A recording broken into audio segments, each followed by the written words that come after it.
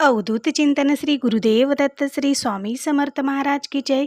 श्री स्वामी समर्थ. माझ्या सर्व ताई आणि दादांना तुमचं सर्वांचं स्वामी समर्थ माझी आई या चॅनलमध्ये स्वागत आहे. आजचा दिवस स्वामी महाराजांच्या कृपेने तुमचा सुखाचा आणि आनंदाचा जाऊ हीच स्वामीचरणी प्रार्थना करून आजच्या नवीन व्हिडिओला नवीन सेवेला सुरुवात करूया. तर बघा, बऱ्याच वेळेस आपल्या जीवनामध्ये असं काही वेळ येते की आपण खूप सारे कष्ट करत असतो, खूप सारे व्यवसाय करत असतो किंवा कामधंदा पण खूप सारा करत असतो, पण आपल्याला म्हणेल तेवढं त्या व्यवसायामध्ये यश मिळत नाही किंवा त्या कामामध्ये आपल्याला काहीही म्हणजे सफलता मिळत नाही किंवा जे काही आपण हाती काम घेतलेलं आहे त्याच्यात नेहमी काही ना काही अडथळे निर्माण होतात. आणि बघा, एखादी काहीतरी गोष्ट आपल्याला करायची असते आणि त्यावेळेस मध्येच काही ना काही त्याच्यामध्ये म्हणजे मध्येच काहीतरी वेगळंच काहीतरी घडून तो पैसा जो आपण एखाद्या कामासाठी वापरणार असतो तो दुसऱ्याच कामाला लागून तो पैसा पूर्णपणे संपून जातो.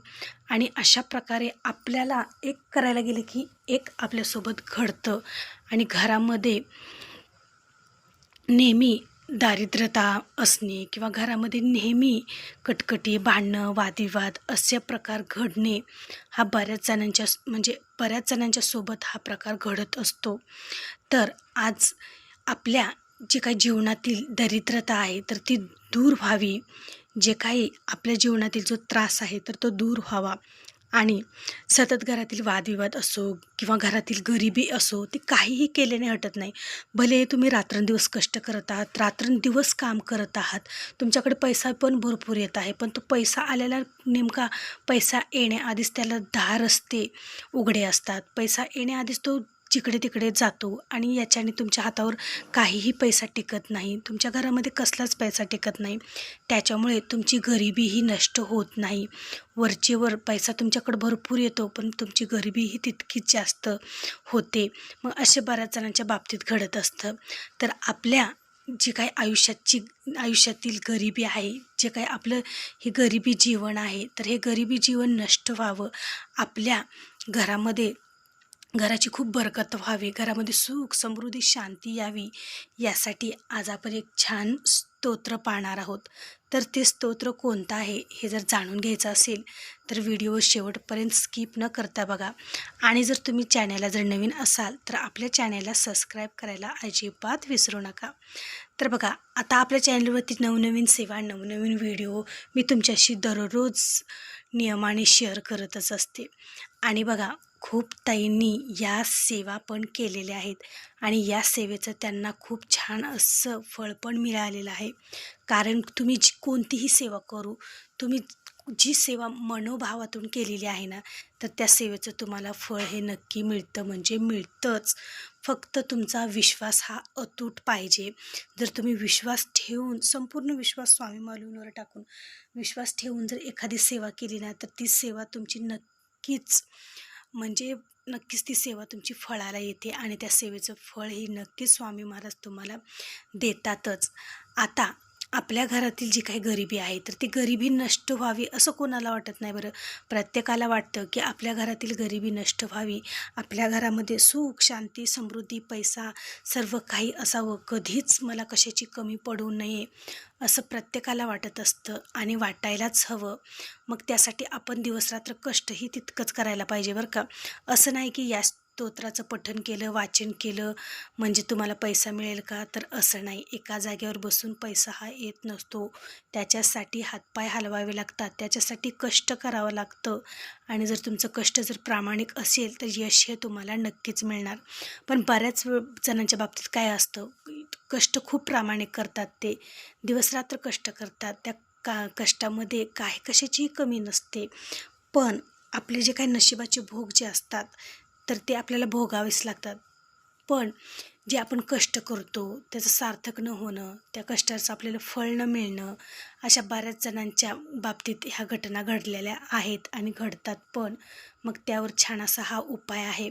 तुम्हाला काय करायचं आहे, एक लक्ष्मी माताचा एक मंत्र असा आहे, म्हणजे लक्ष्मी माताचं एक स्तोत्र आहे.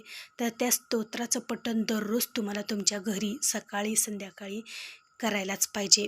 बघा, ते स्तोत्र म्हणजे कनकधारा स्तोत्र. तर हे कनकधारा स्तोत्र माता लक्ष्मीचं हे स्तोत्र आहे आणि म्हणजे घरातील गरिबी नष्ट व्हावी, घरामध्ये सुख शांती समृद्धी पैसा यावा, लक्ष्मी मातेचा अखंड वास तुमच्या घरामध्ये असावं, लक्ष्मी माता तुमच्या घरात ही कायमची स्थिर असावी, लक्ष्मी माताने तुमच्या घरातून कधीही काढता पाय घेऊ नये, लक्ष्मी माताची कृपा तुमच्या घरी पैशाचा वर्षाव व्हावा असं जर तुम्हाला वाटत असेल तर आवर्जून घरामध्ये दररोज नित्यनियमाने 2 टाईम सकाळ संध्याकाळी या स्तोत्राचं पठण घरामध्ये आवर्जून करा. ते स्तोत्र म्हणजेच कनकधारा स्तोत्र. तुम्हाला बघा या कनकधारा स्तोत्राची एक पोथी, लहानशी पोथी मिळून जाईल किंवा तुम्ही यूट्यूबला सुद्धा हे स्तोत्र लावू शकतात. लावून म्हणजे बघा यूट्यूबला लावूनसुद्धा मोठा आवाज करून तुम्ही घरामध्ये काम करतानासुद्धा हे ऐकू शकतात. आणि समजा तुमच्याकडे पोथी नसेल तर तुम्ही ना यूट्यूबवर सुद्धा लावून याचं वाचन करू शकतात. खूप म्हणजे खूप प्रभावी हे कनकधारा स्तोत्र आहे. आवर्जून तुम्ही जर हे स्तोत्र दररोज नियमाने पठण केलं तर बघा माता लक्ष्मी ही तुमच्या घरातून कधीही काढता पाय घेणार नाही. माता लक्ष्मी तुमच्या घरामध्ये स्थिर राहते आणि माता लक्ष्मी ज्यावेळेस आपल्या घरामध्ये स्थिर राहते ना तर त्यावेळेस आपल्या घरातील गरिबी ही कायमची नष्ट होते आणि आपल्या घराची खूप म्हणजे खूप प्रगती होते. ती प्रगती होण्यास कोणीही थांबवू शकत नाही. तर आवर्जून ताईंनो तुम्ही दररोज नित्यनियमाने या स्तोत्राचं पठण नक्की घरामध्ये करून बघा आणि बघा तुमच्या घरातील वातावरण हे एकदम आनंदी, प्रसन्न आणि एकदम घरामध्ये पॉझिटिव्ह वातावरण हे राहतं. घरातील सगळी नकारात्मकता नाहीशी होते आणि घरातील जी काही निगेटिव्हिटी आहे तर ती सुद्धा नाहीशी होते. ज्यावेळेस आपल्या घरामध्ये या स्तोत्राचं दररोज नित्यनियमाने पठण होतं. आवर्जून दिवे लागण्याच्या टायमिंगला तुम्ही या स्तोत्राचं पठण नक्की करा. समजा या टायमिंगला तुम्हाला जर वेळ मिळत नसेल तर तुम्ही ज्यावेळेस तुम्हाला वेळ मिळेल त्यावेळेससुद्धाच तुम्ही या स्तोत्राचं पठण करू शकतात. खूप म्हणजे खूप प्रभावी आणि खूप उपयुक्त असं हे स्तोत्र आहे. तर आवर्जून ताईंनो या स्तोत्राचं पठण तुम्ही तुमच्या घरामध्ये नक्की करा किंवा मोबाईलला लावून बघा आणि बघा तुम्ही स्वतः अनुभवाल या स्तोत्राच्या पठणाने तुमच्या आयुष्यात झालेले बदल किती चांगले आहेत आणि तुम्ही स्वतः या सेवेचा अनुभवसुद्धा सांगाल, इतकी ही सेवा प्रभावी आहे. तर असा होता आजचा व्हिडिओ. जर आवडला असेल तर एक लाईक नक्की जरूर करा आणि कमेंटमध्ये श्री स्वामी समर्थ लिहायला विसरू नका.